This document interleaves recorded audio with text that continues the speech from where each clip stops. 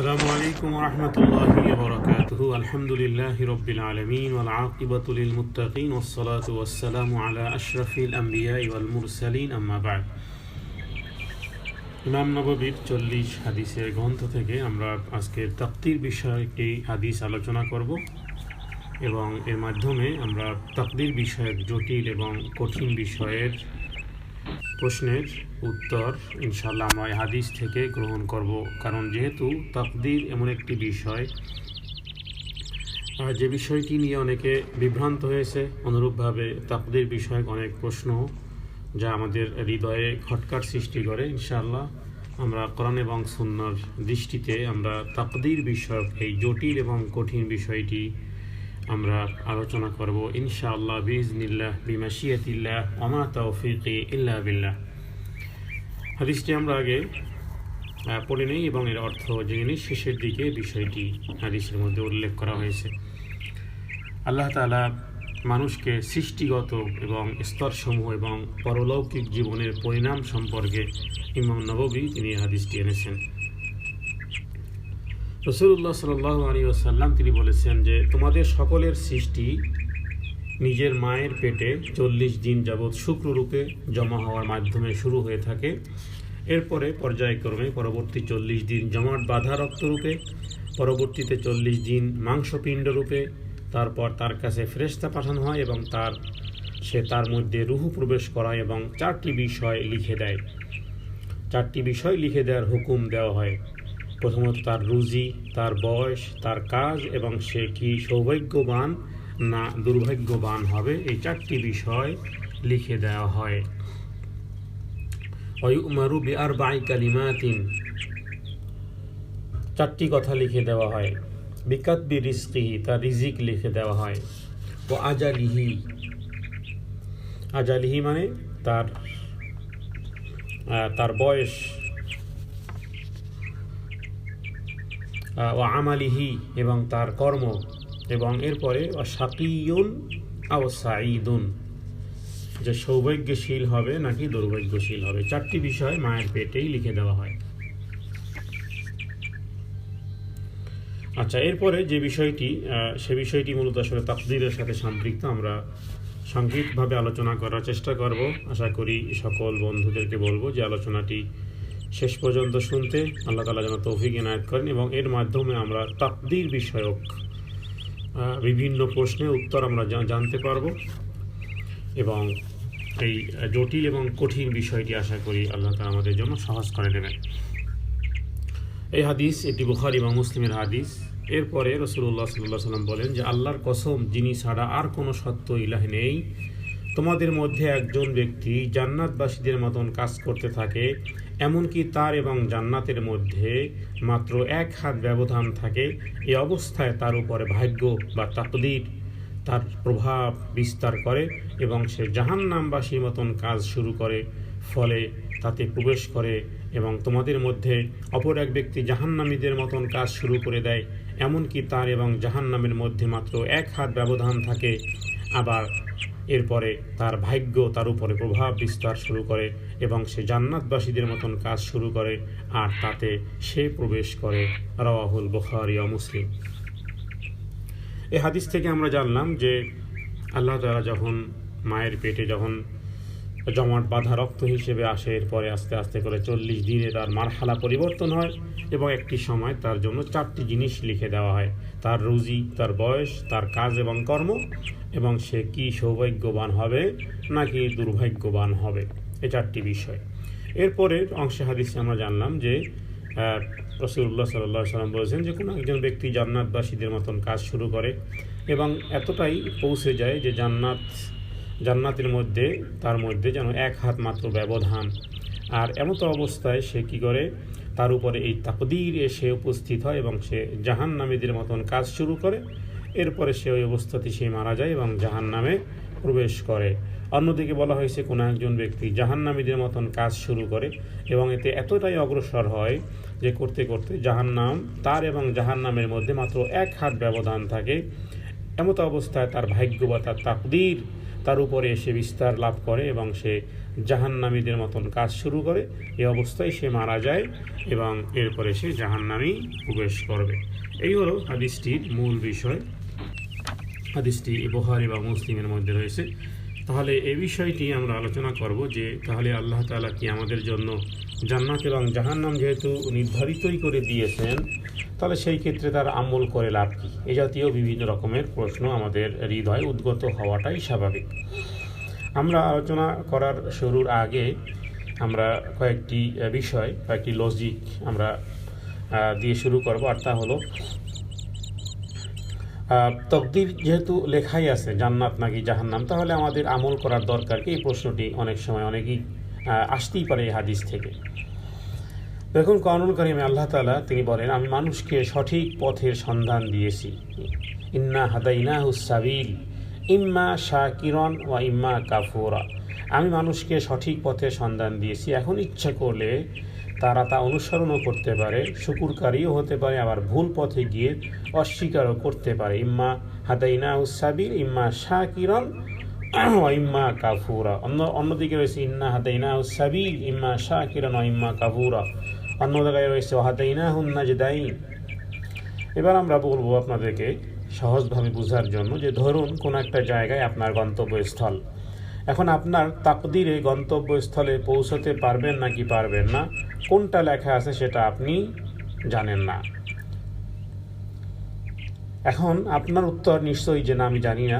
তার মানে আপনি মনে করুন বাড়ি থেকে ঢাকা রওনা করবেন, আপনি কি সঠিকভাবে ঢাকা পর্যন্ত গিয়ে পৌঁছতে পারবেন কি পারবেন না, কোনো সমস্যা হবে কি হবে না, কোনো অ্যাক্সিডেন্ট হবে কি হবে না, নিরাপত্তার সাথে পৌঁছতে পারবেন কি পারবেন, এই বিষয়টি আপনি সুনিশ্চিত নয়। তার মানে আপনি জানেন না। উত্তর হবে না। তাহলে আপনার কাছে বিষয়টি অজ্ঞাত, আর অজ্ঞাত বিষয়ের উপর নির্ভর করে আপনি কি নিয়ম নীতি আলোচনা অথবা পন্থা এবং পদ্ধতি সেগুলোকে ভুলে গিয়ে আপনি ঘরে বসে থাকবেন, নাকি গন্তব্যে পৌঁছানোর জন্য সকল নিরাপত্তা বলয় ঠিক রেখে আপনি কার্যক্রম সম্পন্ন করবেন। তার মানে আপনার যাওয়ার জন্য প্রস্তুতি গ্রহণ করবেন এবং নিরাপত্তামূলক ব্যবস্থাপনার জন্য আপনি সচেষ্ট হবেন, সাবধান থাকবেন, ব্যবস্থাপনা করবেন। তার মানে আপনাকে সংশ্লিষ্ট সকল কার্যক্রম সম্পন্ন করতে হবে, কারণ আপনি গন্তব্যে পৌঁছানোর জন্য দৃঢ় প্রতিজ্ঞ। ঠিক তদ্রূপ আপনি আমি জান্নাতে যেতে চাই, আপনাকে আমাকে জান্নাতি আমল করার জন্য সচেষ্ট হতে হবে, নেক আমল করতেই হবে। ধরুন আপনি চাষ করবেন। এখন আপনাকে যদি প্রশ্ন করা হয় যে আপনি কি নিশ্চিত যে আপনার ধানের ফলন হবে, নিশ্চয়ই আপনার উত্তর হবে যে না।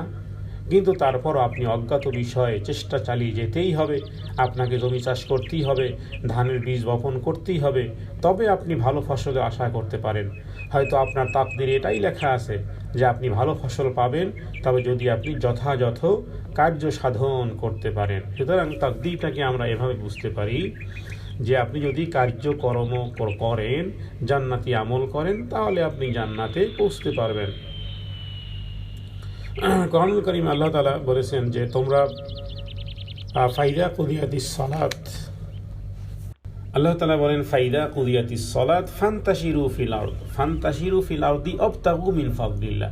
সূরা জুমার 10 নম্বর আয়াত। আল্লাহ তাআলা বলেন নামাজ সমাপ্ত হলে তোমরা পৃথিবীতে ছড়িয়ে পড়ো এবং আল্লাহর অনুগ্রহ তালাশ করো। দেখুন এখানে কিন্তু সালাত আদায়ের পরে পৃথিবীতে ছড়িয়ে পড়তে বলা হয়েছে এবং আল্লাহর অনুগ্রহ তালাশ করতে বলা হয়েছে। আল্লাহ অনুগ্রহ মানে রিজিকের অন্বেষণ, রিজিকের অন্বেষণ।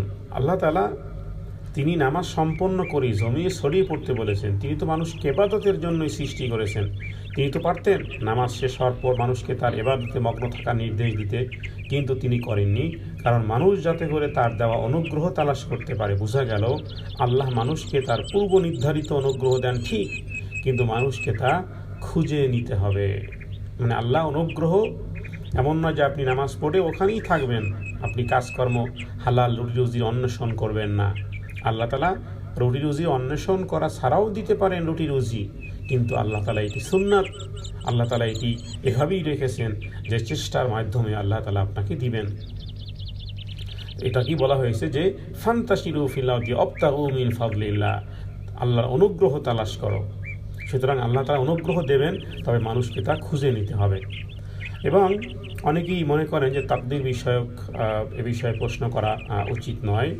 আমরা বলবো যে কোরআন এবং সুন্নাহ দিয়ে, বিজ্ঞান দিয়ে আমরা এই বিষয়টি আলোচনা করব যে আসলে তাকদীর বলতে আমরা ভুল বুঝেছি। তাকদীর বলতে আমরা বুঝি যে ভাগ্য লেখনী, আর ভাগ্য লেখনী মানে যেটি লিখিত হয়ে গেছে সেটি পরিবর্তন হবে না, তা নয়। বরং আসলে তাকদীরের সমস্ত হাদিসগুলোকে এনে ইসলামী স্কলারসগণ তাকদীরের বেশ কয়েকটি শ্রেণী বিন্যাস করেছেন। তার মানে কিছু তাকদীর রয়েছে যেগুলো পরিবর্তন হবে না, কিছু তাকদীর রয়েছে যেটা পরিবর্তন হবে। বিধায় রাসূলুল্লাহ সাল্লাল্লাহু আলাইহি ওয়াসাল্লাম তো এই কথাই বলেছেন, আত-তাকদীরু লা ইয়ারুদ্দুল কাদা ইল্লা দুআ, লা ইয়ারুদ্দুল কাদা ইল্লা দুআ। ভাগ্য পরিবর্তন হয় না, তবে দোয়ার মাধ্যমে পরিবর্তন হয়। যেখানে আল্লাহ তাআলা নিজেই কোরআনুল কারীমে বহু জায়গাতে বলেছেন যে উদউনি আস্তাজিব লাকুম। তাহলে খেয়াল করুন যে উদউনি আস্তাজিব লাকুম আল্লাহ তাআলা কেন বলেছেন? যদি আমার জন্য নির্ধারিত হয়েই থাকে তাহলে তো আমি তো সেটি না চাইলেই পাবো। অথচ আল্লাহ তাআলা বলেন আমাকে ডাকো, আমি ডাকের সাড়া দেব। তার মানে কি? ডাকের সাড়া দেওয়া মানেই হলো যে পরিবর্তন হবে দোয়ার মাধ্যমে। এটাই হলো মূলত হাদিসের বিষয়। লা ইয়ারুদ্দুল কাদা, ভাগ্য পরিবর্তন হয় না, তবে ইল্লা দুআ, দোয়ার মাধ্যমে পরিবর্তন হয়। এজন্য বলা হয় যে তাকদীর মূলত কয়েক প্রকার। তাকদীরে মোবরাম মানে যেটা চূড়ান্ত, যেটা কখনো পরিবর্তন হবে না। এবং অনেক সময় দেখা যায় যে মানুষ চেষ্টার দ্বারা অনেক সময় সফল হয়, অনেক সময় সফল হয় না। তার মানে তাকদীরে মোবরাম যদি হয় সেটি চূড়ান্ত। কিছু তাকদীর রয়েছে যেটাকে তাকদীরে মুআল্লাক বলা হয়, মানে তাকদীরে মুআল্লাক, অথবা অন্য কোনো শব্দ দিয়েও অনেক উলামায়ে কেরামগণ এটাকে তাকদীরে তাশরিয়া ইত্যাদি নামে উল্লেখ করা হয়েছে। তার মানে হলো যে কিছু তাকদীর আছে যেটা পরিবর্তন হবে না, কিন্তু কোনটি পরিবর্তন হবে কোনটি পরিবর্তন হবে না, যেহেতু সেই দলিল দস্তাবেজ ডকুমেন্ট আমাদের কাছে নেই, আমাদের কাজ হলো চেষ্টা করে যাওয়া। যদি তাকদীরে মোবরাম হয় তাহলে আমার চেষ্টা সফল হবে না, যা হওয়ার তা হয়েই যাবে। আর যদি তাকদীরে মুআল্লাক হয়ে থাকে, তাকদীরে তাশরিয়া হয়ে থাকে ইত্যাদি, তাহলে সেগুলো অবশ্যই পরিবর্তন হবে। সুতরাং একজন ব্যক্তির দায়িত্ব হলো যে তার চেষ্টা করে যাওয়া। এই কারণে একজন মুমিন ব্যক্তির চেষ্টা করা উচিত। মানুষ চেষ্টার দ্বারা অনেক সময় সফল হয়, আবার কখনো আপ্রাণ চেষ্টা করেও ব্যর্থ হয়। যেহেতু সৃষ্টি জগতের কেউ তাকদীর মোবরাম সম্পর্কে আমরা জানি না, সেহেতু সকল ব্যাপারে সচেষ্ট হওয়া উচিত। চরম চেষ্টা সাধনার নামে অভিহিত তদবিরই একমাত্র প্রক্রিয়া যেটা আমাদের ভাগ্যকে সৌভাগ্যে উত্তরণ ঘটাতে সক্ষম ইত্যাদি যে বিষয়গুলো রয়েছে সেটি মূলত হাদিস থেকে শিক্ষা দেওয়া হয়েছে। তার মানে চেষ্টা করে যাও, সর্বাত্মক চেষ্টা, প্রাণান্তকর প্রচেষ্টা চালিয়ে যাও, বাকিটা আল্লাহ তাআলার উপরে ভরসা করো। কোরআনুল কারীম এভাবেই শিক্ষা দিয়েছে, ফাইদা আযামতা ফাতাওয়াক্কাল আলাল্লাহ। কোরআনুল কারীমে আল্লাহ তাআলা একটি আয়াতের মধ্যে বলেছেন, সূরা আনফাল আয়াত নম্বর 53, যে তাকদীরে মুবরাম সম্পর্কে আমরা এ ধারণা পাই কোরআন এই আয়াত থেকে। আরটা হলো আল্লাহ বলেন, যালিকা বিআন্নাল্লাহ লাম ইয়াকু মুগায়্যিরান নি'মাতান আন'আমাহা আলা কওমিন হাত্তা ইউগায়্যিরু মা বিআনফুসিহিম। যে আল্লাহ তাআলা কোনো নিয়ামতে পরিবর্তনকারী নন, যা তিনি কোনো কওমকে দিয়েছেন বা মানুষকে দিয়েছে, যতক্ষণ না তারা পরিবর্তন করে আল্লাহ তাদের অবস্থাকে পরিবর্তন করেন না। মানে নিয়ামাতান আন'আমাহা আলা কওমিন হাত্তা ইউগায়্যিরু মা বিআনফুসিহিম, তার মানে যতক্ষণ না তারা পরিবর্তন করে তাদের নিজেদের মধ্যে, তো আল্লাহ ততক্ষণ পর্যন্ত পরিবর্তন করেন না। তাহলে এই ক্ষেত্রে আপনি যদি তাকদীর মুবরামের উপরে ভরসা করে বসে থাকেন, যা হবার তো হবেই। কাদেরিয়া অনেক বিভ্রান্ত জাতি হয়েছে যারা এইটা তাকদীর উপরই বিশ্বাস করে বসে রয়েছে, কোনো কর্ম করেনি। তো তাদের জবাব কিন্তু সূরা আনফালের এই আয়াত নম্বর 53, যেখানে আল্লাহ তাআলা বলেছেন যে আল্লাহ তাআলা কোনো নিয়ামতের পরিবর্তনকারী নন। লাম ইয়াকু মুগায়্যিরান নি'মাতান আন'আমাহা, আল্লাহ তাআলা কোনো নিয়ামত পরিবর্তন করেন নাই যা তিনি কোনো কওমকে দিয়েছেন, যতক্ষণ না তারা পরিবর্তন করে তাদের নিজেদের মধ্যে যা আছে। অর্থাৎ যতক্ষণ পর্যন্ত তারা নিজেরা পরিবর্তন না করবে আল্লাহ ততক্ষণ পর্যন্ত পরিবর্তন করবেন না। মানে মানুষ যা চেষ্টা করে তার অতিরিক্ত কিছুই তার প্রাপ্য নয়। কিন্তু এটার অর্থ এটা নয় যে আপনি চিকিৎসা করবেন না, আপনি চেষ্টা করবেন না, আপনার কর্মের প্রভাব অনস্বীকার্য, এটি সকলেই স্বীকার করতে বাধ্য আমরা। সুতরাং আত্মরক্ষামূলক রসুল্লাহ সাল্লাল্লাহু আলাইহি ওয়াসাল্লাম যুদ্ধের ময়দানেও ঢাল ব্যবহার করেছেন, অথচ রসুল্লাহ সাল্লাল্লাহু আলাইহি ওয়াসাল্লামের যাবতীয় দায়িত্ব আল্লাহ তাআলা গ্রহণ করেছেন। কোরআনুল কারীমে আল্লাহ তাআলা বলেছেন, হাসবুনাল্লাহু ওয়া নি'মাল ওয়াকিল, নি'মাল মাওলা ওয়া নি'মান নাসির, উত্তম সাহায্যকারী, উত্তম বন্ধু হিসেবে তিনি তো যথেষ্ট। তবুও ঢাল কেন ব্যবহার করেছেন? এটি হলো যে কর্মের প্রভাব অনস্বীকার্য। কারণ তাকদীরের ব্যাখ্যা করতে গিয়ে অনেকেই বিভিন্নভাবে বিশ্লেষণের মাধ্যমে অনেকে বিভ্রান্ত হয়েছে। সুতরাং এই ক্ষেত্রে আমরা বলবো যে তাকদীর সম্পর্কে এই ধারণা অতটুকুই রাখা উচিত যে আমরা আমাদের তাকদীরে কী লেখা আছে, যেটি আমরা হাদিসের মাধ্যমে জেনেছি জান্নাত না জাহান্নাম, যেহেতু আমার জানা নেই, তো সেই ক্ষেত্রে আমাকে জান্নাতের পথেই উঠতে হবে, জান্নাতি আমল করতে হবে এবং সেজন্য প্রচেষ্টা করতে হবে। কারণ আল্লাহ তাআলা এভাবে করে বলেছেন যে আল্লাযী খালাকাল মাউতা ওয়াল হায়াতা লিয়াবলুয়াকুম, এই লিয়াবলুয়াকুম মানে পরীক্ষা করা হবে কাকে? আপনাকে, আমাকে। আইয়ুকুম আহসানু আমালা, তার মানে আল্লাহ পরীক্ষা দেখতে চান যে আপনি কি ওই তাকদীর উপর ভরসা করেই মানে আপনার পায়ের উপর পা রেখে আপনি বসে আছেন, নাকি সত্যিকার অর্থে আপনি আইয়ুকুম আহসানু আমালা, উত্তম কর্ম সম্পাদনের জন্য আপনি প্রচেষ্টা করতেছেন। আল্লাহ লিয়াবলুয়াকুম, আল্লাহ পরীক্ষা করতে চান।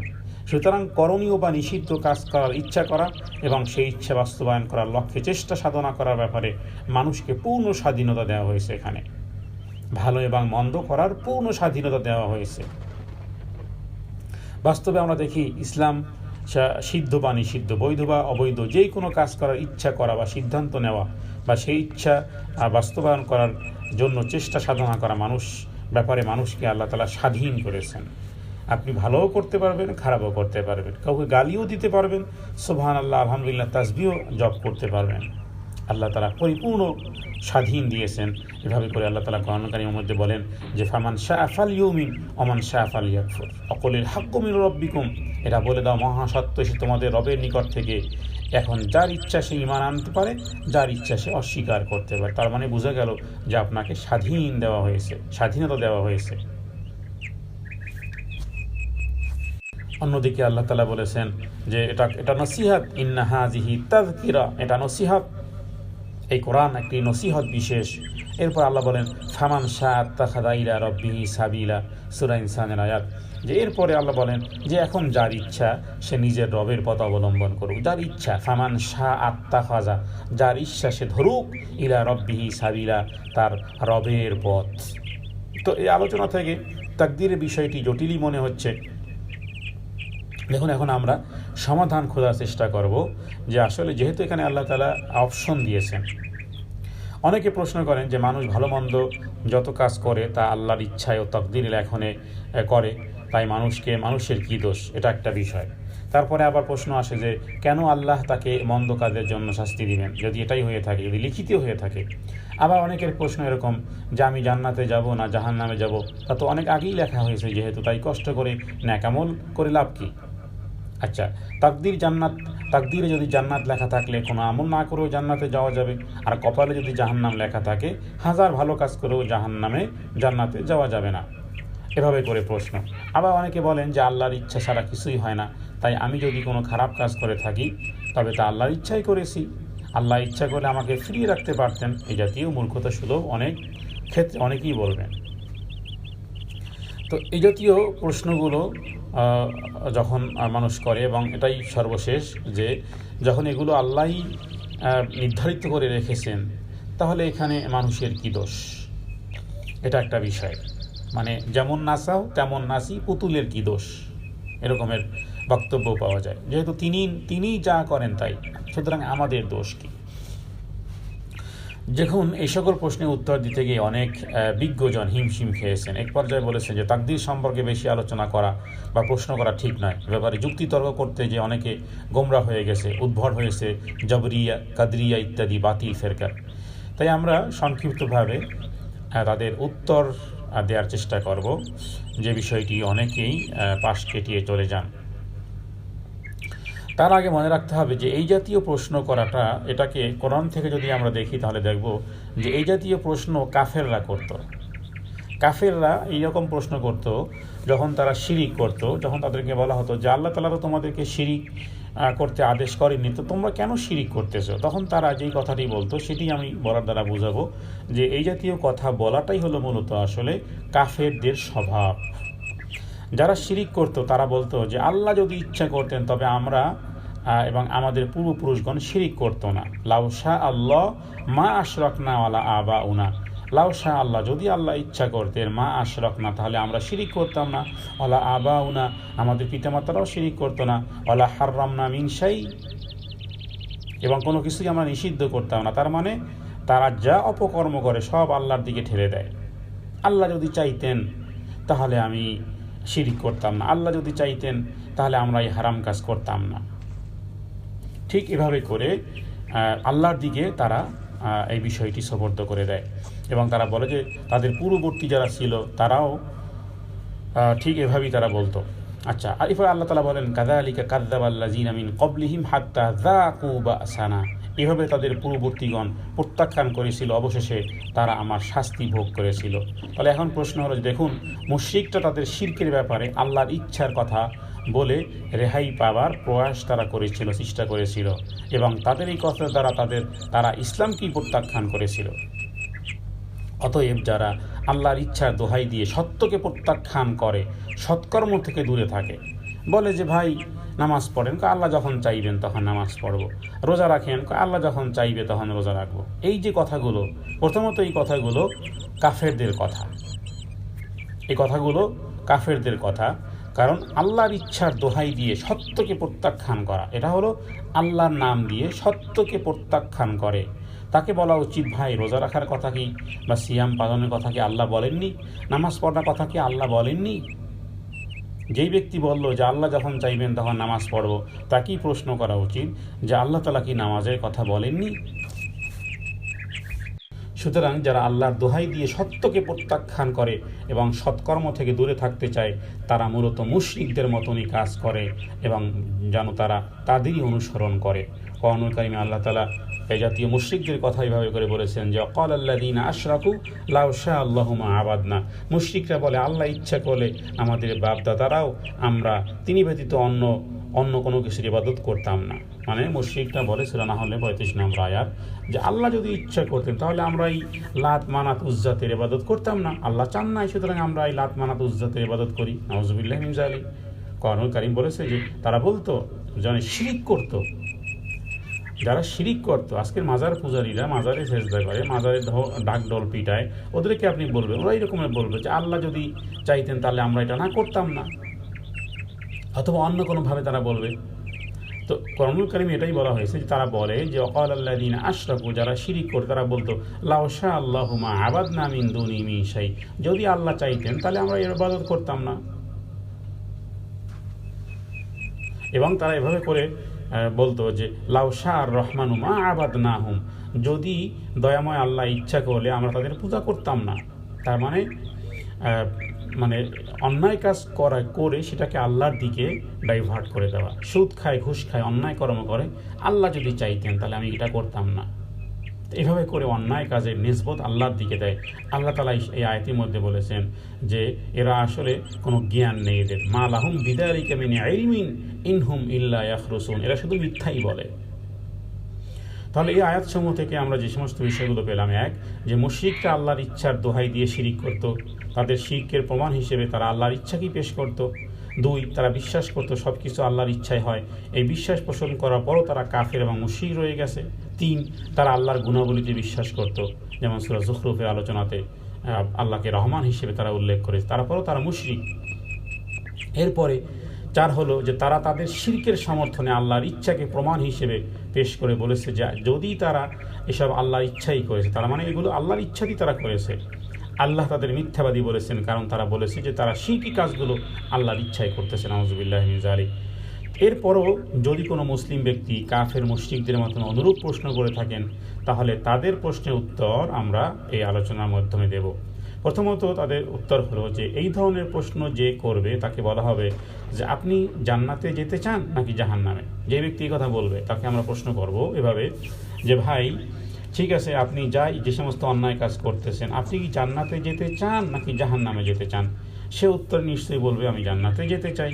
তারপর তাকে জিজ্ঞেস করুন, আচ্ছা আপনি তাকদীরে কি লেখা আছে, জান্নাত না জাহান্নাম, তা কি আপনি জানেন? সে বলবে না, আমি জানি না। তাহলে এবার তৃতীয় প্রশ্ন করুন, আচ্ছা তাহলে বিষয়টি আপনার কাছে যেহেতু অজ্ঞাত, কোনো অজ্ঞাত বিষয়ের উপর নির্ভর করে কেউ কোনো ভালো কাজ ছেড়ে দেওয়াটা কি বুদ্ধিমানের কাজ হতে পারে? বলুন। যেহেতু আপনি জানেন না আপনি জান্নাতি না জাহান্নামী, যেহেতু আপনার জানা নেই তাকদীরে কী লেখা আছে, এখন কোনো একজন ব্যক্তি এই অজ্ঞাত বিষয়ের উপর নির্ভর করে ভালো কাজ ছেড়ে দেওয়াটা কখনোই কি বুদ্ধিমানের কাজ হতে পারে? যেমন উদাহরণস্বরূপ আমরা বলতে পারি যে পরীক্ষায় আমি পাশ করব না ফেল করব আমি জানি না। হতে পারে এমন প্রশ্ন আসতে পারে আমি ফেল। এখন পরীক্ষায় পাশ করব না ফেল করব এটা অজানা থাকার পর মানুষ অনেক কষ্ট করে রাত জেগে পড়াশোনা করে পরীক্ষা দেয় পাশ করার আশায়। অনুরূপভাবে অপারেশন সাকসেস হবে নাকি হবে না। যেমন আপনার রোগ হয়েছে মনে করুন, তো আপনি কেন ডাক্তারের কাছে যান? রোগে যদি ভালো থাকে তো ভালো হবে। কেন ডাক্তারের কাছে যান? যেহেতু জানা নেই। আবার চিকিৎসা করতে গিয়ে তো সমস্যাও হতে পারে। তো এই কারণে অপারেশন সাকসেস হবে নাকি হবে না এটা অজ্ঞাত থাকা সত্ত্বেও মানুষ অপারেশন করায় কেন? রোগ মুক্তির আশায়। সুতরাং ফলাফল অজ্ঞাত থাকার অজুহাত কোনো কাজ ছেড়ে দিয়ে হাত পা গুটিয়ে বসে থাকা কোনো সুস্থ মস্তিষ্কের কাজ হতে পারে না। সুতরাং আপনার তাকদীরে জান্নাত লেখা আছে না জাহান্নাম তা আপনার জানা নেই, কিন্তু আপনার লক্ষ্য যখন জান্নাত তখন সেই লক্ষ্যে পৌঁছার জন্য অবশ্যই আপনাকে জান্নাতি আমলগুলো খুঁজে করতে হবে। আর জান্নাত এবং জাহান্নামের স্রষ্টা খালেক যিনি বলে দিয়েছেন এটা জান্নাতের পথ, ওটা জাহান্নামের পথ, তখন তা বিশ্বাস করে আমল করতে হবে। এটাই হলো মূলত জ্ঞানের পরিচয়। তাহলে আমরা হাদিসের মধ্যে যেটি পেলাম যে আল্লাহ জান্নাত এবং জাহান্নাম নির্ধারিত করে দেখে দিয়েছেন। এখন আপনি তো জানেন না যে আপনার কপালে কি জান্নাত লেখা না জাহান্নাম লেখা। যেহেতু জানা নেই, অজ্ঞাত, তো সেই ক্ষেত্রে তাকদীরের উপর সেটাকে তাকদীরে জান্নাত লেখা আছে না জাহান্নাম তা জানা নেই।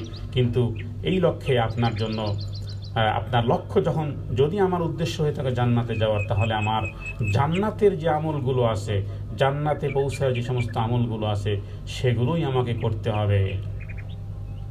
আর যেহেতু আল্লাহ তাআলা রাস্তা বলে দিয়েছেন, দেখো এটা হলো জান্নাতি রাস্তা, ওটা হলো জাহান্নামী রাস্তা।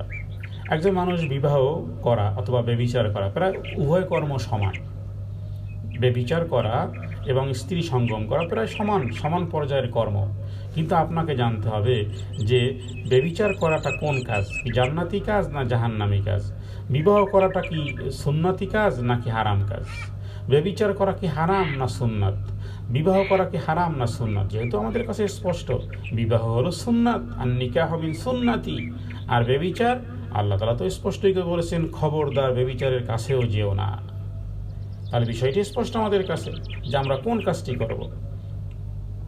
যেহেতু আল্লাহ তাআলা জান্নাতের রাস্তাও বলে দিয়েছেন, জাহান্নামের রাস্তাও বলে দিয়েছেন, আমি যদি জান্নাতে যেতে চাই তাহলে আমাকে জান্নাতি আমলই করতে হবে। 2 প্রশ্ন উত্তর। যারা তাকদীরে জান্নাতে লেখা আছে সাথে সাথে এটাও লেখা আছে যে সে জান্নাতে লাভের জন্য নেকামল করবে তাই জান্নাতে যাবে, আর যার তাকদীরে জাহান্নাম লেখা আছে সাথে সাথে এটাও লেখা আছে যে সে জাহান্নামের কাজ করবে, সে ফলে জাহান্নামে যাবে। কারণ ওই হাদিসের মধ্যে অংশ লেখা আছে যে সে জাহান্নামী কর্ম করা শুরু করে আর ওইটার উপরই তার শেষ হয় এবং সেটাই কারণে সে জাহান্নামে যায়। তার মানে কর্ম কিন্তু আপনি করছেন, জাহান্নামী কর্ম করেছেন বিদায় জাহান্নামে গিয়েছে। এটি এমন নয় যে একজন ব্যক্তি সারা জীবন জান্নাতি আমল করেছে আর আল্লাহ তাআলা তাকে জাহান্নামের মধ্যে ঢেলে দিয়েছেন, না। তৃতীয় উত্তর হলো যে সব কিছু আল্লাহর ইচ্ছা হয়, মানুষ সকল কাজই আল্লাহর ইচ্ছায় করে ঠিকই, কিন্তু আল্লাহর সন্তুষ্টি মোতাবেক করে না। আল্লাহর সন্তুষ্টি মোতাবেক কাজ করার জন্য সে জান্নাতে যাবে, আর সন্তুষ্টি মোতাবেক কাজ না করার জন্য সে জাহান্নামে যাবে। যেমন নাকি আমরা বললাম যে স্ত্রী সঙ্গম অথবা ব্যভিচার। স্ত্রী সঙ্গম এটা আল্লাহর সন্তুষ্টি আছে এর মধ্যে, হাদিসে মুসলিম বলা হয়েছে তারা সওয়াব লাভ হয়। কিন্তু অন্যদিকে ব্যভিচার, তার মানে কেউ যদি বলে যে আল্লাহ যদি ইচ্ছা না করতেন তাহলে আমি ব্যভিচার করতাম না, তাকে এই প্রশ্নের উত্তর বলতে হবে যে দেখো আল্লাহ ইচ্ছা করে তোমাকে অবশ করে দিতে পারতেন, প্যারালাইসিস করে দিতে পারতেন, আল্লাহর সেই ক্ষমতা ছিল। কিন্তু আল্লাহ তাআলা কোরআনুল কারীম পাঠিয়ে, নবী পাঠিয়ে তো বলেই দিয়েছেন যে বিবাহ করো, ব্যভিচার করো না। সুতরাং এখানে জানতে হবে যে বিবাহের মধ্যে আল্লাহর সন্তুষ্টি আছে, আল্লাহর সন্তুষ্টি আছে, কিন্তু ওই যে ব্যভিচার করেছো, ব্যভিচারের মধ্যে কিন্তু আল্লাহর সন্তুষ্টি নাই। সুতরাং বিবাহ করার কারণে তুমি আল্লাহর সন্তুষ্টিমূলক কাজ করেছো, এটি জান্নাতি আমল। আর যেটা ব্যভিচার করেছো সেটা কিন্তু আল্লাহর অসন্তুষ্টি, তবে আল্লাহ তাআলা তোমাকে বাধ্য করেননি। সুতরাং ব্যভিচার করেছো, এটা জাহান্নামী কাজ করেছো। চতুর্থ উত্তর হলো, মানুষ ভালো মন্দ যাই করে আল্লাহর দেওয়া শক্তি ও ক্ষমতা আদেশের বলেই করে, তবুও গুনাহ কাজ করার ফলে আল্লাহ শাস্তি ভোগ করবে, আল্লাহ শাস্তি দিবেন। বিষয়টি বোধগম্যের জন্য আমরা এভাবে করে বলতে পারি যে আল্লাহ তাআলার হুকুম দুই প্রকার। চতুর্থ যে বিষয়টি আমরা বলেছি যে মানুষ ভালো মন্দ যাই কিছু করে আল্লাহর দেওয়া শক্তি এবং ক্ষমতা আদেশের বলেই করে, তবুও গুনার কাজ করার ফলে শাস্তি ভোগ করবে। বিষয়টি বোঝানোর জন্য আমরা বলতে পারি যে আল্লাহ তাআলার হুকুম মূলত আসলে দুই ধরনের। একটা হলো আইনগত হুকুম, যে আল্লাহ তাআলা একটা বিধান দিয়েছেন, এটা রাইট, এটা রং, এটা হালাল, এটা হারাম, এটা আইনগত বিধান। আর একটা হলো যে সৃষ্টিগত হুকুম বা বিধান। সৃষ্টিগত বলতে যেটা একজন ব্যক্তি হারাম কাজও করতে পারে, হালাল কাজও করতে পারে, তার মানে সৃষ্টিগত শক্তি ক্ষমতা তাকে দেওয়া হয়েছে। ইচ্ছা করলে সে ব্যভিচারও করতে পারে, ইচ্ছা করলে সে বিবাহ করতে পারে। তার মানে সৃষ্টিগত শারীরিক যোগ্যতা, শক্তি, সামর্থ্য আল্লাহ তাআলা প্রত্যেক ব্যক্তিকে দিয়ে স্বাধীন দিয়েছেন। সাথে সাথে আইনগত হুকুমও কিন্তু দিয়েছেন যে ব্যভিচারের ধারে কাছেও যেও না এবং বিবাহ করো। তার মানে আল্লাহ তাআলার বিধান মূলত একটা হলো আইনগত হুকুম, বিধান, যেটা যার জন্য নবী রাসূলকে গণকে পাঠানো হয়েছে এবং কোরআন এবং সুন্নাহ আমাদেরকে দেখিয়ে দিয়েছে। আর একটা হলো সৃষ্টিগত বিধান, আপনাকে শারীরিকভাবে ক্ষমতা দেওয়া হয়েছে। সুতরাং একজন ব্যক্তি সৃষ্টিগত হুকুমকে সে আল্লাহর আইনগত বিধান অনুযায়ী পরিচালনা করলো কিনা, এটার কারণেই তো কিয়ামতের দিন তাদের বিচার হবে। আমরা এই আলোচনাটিকে দ্বিতীয় অংশে আলোচনা করবো ইনশাআল্লাহ।